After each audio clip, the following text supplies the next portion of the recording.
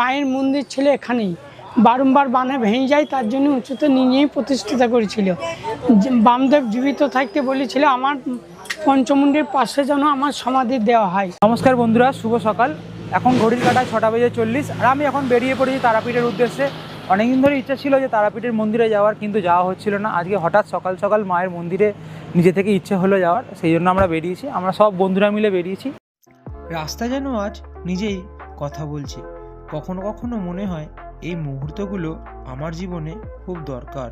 সব ব্যস্ততা, সব টেনশন থেকে একটু দূরে গিয়ে নিজের মনকে শোনার সুযোগ করে দেওয়া।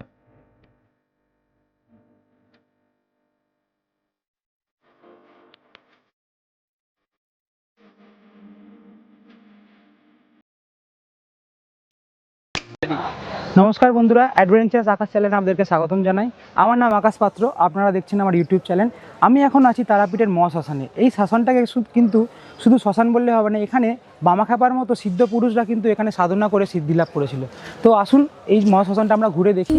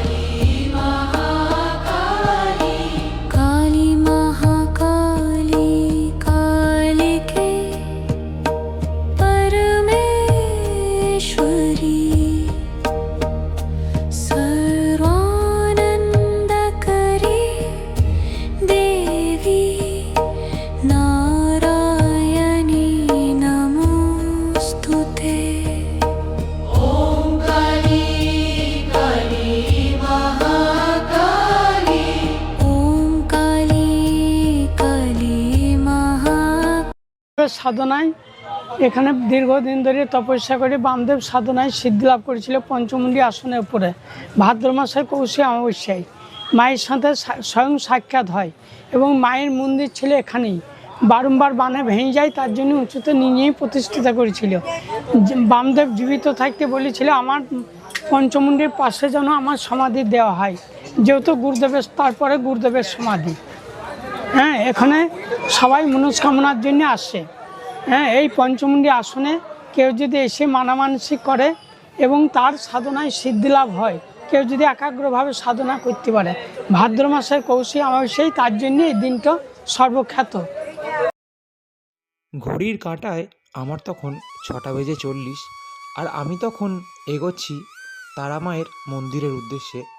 তারামায়ের মন্দিরের উদ্দেশ্যে যাওয়ার সময় তার আশেপাশের দোকান বাজারগুলো আমি ভিডিও করছিলাম।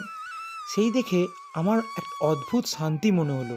এই দোকানগুলো দেখুন, ধূপ, ফুল, প্রসাদ, প্রতিটি জিনিসের মধ্যেই একটা যেন ভক্তি লুকিয়ে আছে। মানুষগুলো কি সুন্দর মন নিয়ে এসেছে, সকলে একটা আশা, মায়ের কাছে কিছু না কিছু পাওয়ার।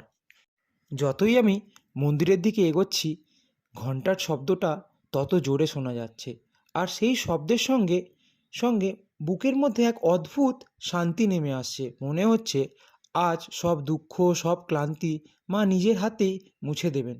চলুন বন্ধুরা, আপনাদেরও সঙ্গে নিয়ে যাই মায়ের মন্দিরে।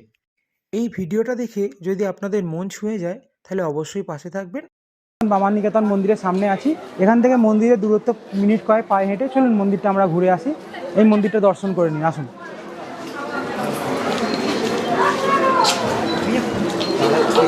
মায়ের মন্দিরের প্রধান গেটের সামনে দাঁড়িয়ে আছি। এই জায়গাটা শুধু একটা মন্দির নয়, এ হচ্ছে শক্তির আসন। মা তারা মহাকালী এক বিশেষ রূপ, যার সামনে এসে মানুষ দুঃখ কষ্ট গলে যায়। তারাপীঠে ইতিহাস একটু বলি। কথিত আছে সতীর দেহের যে চোখ দুটি এখানে পতিত হয়েছিল, সেই জন্যই এই স্থানটি শক্তিপীঠ হিসেবে পূজিত হয়। সন্ধ্যা আরতি শুরু হওয়ার আগে চলুন মায়ের মন্দিরগুলো ঘুরে দেখি।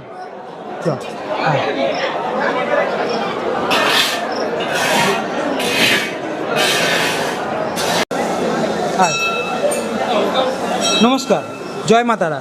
এখানে পাঠাবলি সম্পর্কে কিছু তথ্য যদি আপনি জানাতেন আমাদের ইউটিউব পরিবারে, তাহলে আমাদের সুবিধা হতো। পাঁঠা বলি বলতে এখানে তোমার যে যে মনস্কামনা থাকে সেটা তোমার ব্যবসার ক্ষেত্রে হয়, কাউরি ঘরের শান্তির ক্ষেত্রে হয়, তারপরে নিজের মানে আয় সম্পর্কে হয়, সেই হিসাবে মানসিক করে, মাকে যে মানসিক করে, ঠিক আছে, সেই মানসিক হিসাবে পাঠা দেয়, সেই হিসাবে এখানে বলি চলে। এটা বলিটা এখন থেকে না, এটা অনেক আগে থেকেই আছে, তার জন্য ওটা আপনি কখন থেকে এই বলি শুরু করা হয়? এই বলি এখন টাইম হচ্ছে যে সকাল 6টায় আপনার 5:30 গেট খুলে দেয়, 6টা থেকে বলি শুরু, 6টা থেকে রাত 9টা অবধি, 9টার পর আর আপনার বলি হবে না। মানে মানুষ কি কি কারণে এখানে বলি দেয়? ও তো বললাম আপনাকে, মনস্কামনা পূরণ করবে, মনস্কামনা পূরণ করার জন্য। মায়ের কাছে মনস্কামনা জানাবে যে মা আমার ঘরে সুখ শান্তি নেই, এই একটা বিষয়ে হয়, কাউরি ব্যবসা ক্ষেত্রে হয়, কাউরি আপনার জীবনের ব্যাপারে হয়, কাউরি মানে ঘর, যেটা বললাম আপনাকে। কোন কোন দিনে তাহলে বলি দিলে মানে মানুষের মনস্কামনা পূর্ণ হওয়ার চান্স ওটা কোনো কিছু নেই, ওটার কোনো না, ব্যাপার থাকে না? ওটাতে কোনো ব্যাপার নেই, তবে বেশিরভাগ মানুষই জানে যে শনিবার আসলে পরে নাকি তাদের পুজো সাকসেস হয়, এটাই ব্যাপার, আর কিছু না। তো আপনি মার কাছে যে বাড়ি আসবেন ওতে কোনো অসুবিধা নেই, মা সবারই পুজোই নেয়, মা সবারই কথাই শোনে, যদি না শুনতো তাহলে এত লোক বা আসতো না। আপনার নাম? আমার নাম শুভদীপ মন্ডল। দেখুন, চারিদিকে মায়ের আরতির আলো জ্বলে উঠেছে। ভক্তরা নিজের মতো করে হাত জোড় করে দাঁড়িয়ে আছে। কারোর চোখে আনন্দ, কারোর চোখে অশ্রু, আবার কারোর মধ্যে শুধুই প্রার্থনা। এখানে এসে বুঝি ভক্তি আসলে কোনো শব্দ নয়, এটা একটা অনুভূতি। ঘণ্টার ধ্বনি সন্ধ্যার মুহূর্তটাকে আরো সুন্দর করে তুলেছে। তারাপীঠে মায়ের মন্দির কিন্তু ভোর 5টার সময় খোলে। তোমরা যারা দর্শন করতে আসছো তারা একটু সকাল সকাল আসার চেষ্টা করবে, কারণ ভোর 5টা থেকে কিন্তু লাইন পড়ে যায়। আমি নিজে যখন আজ ভোর 5টার সময় পুজো দিতে আসি, আমার কিন্তু পুজো সমাপ্ত হতে হতে সকাল 10টা বেজে গেছে। তো তোমরা যখন পুজো দিতে আসবে চেষ্টা করবে একটু তাড়াতাড়ি আসার, কারণ এখানে কিন্তু জেনারেল লাইনে প্রচুর ভিড় হয় আর প্রচণ্ড পরিমাণে তোমাদের কিন্তু দাঁড়াতে হবে মাঝে মধ্যে। মায়ের দর্শন পেলাম, পুজো দেখলাম, আর পবিত্র পরিবেশটা আপনাদের সঙ্গে ভাগ করে নিতে পেরে সত্যি খুব ভালো লাগছে। আশা করি আপনারও আমার এই চোখ দিয়ে তারাপীঠের একটা ছোট্ট অনুভূতি ছুঁয়ে গেল। আপনাদের যদি চ্যানেলটা ভালো লেগে থাকে তাহলে ভিডিওটাতে লাইক, কমেন্ট, সাবস্ক্রাইব করবেন এবং আমার পাশে থাকবেন।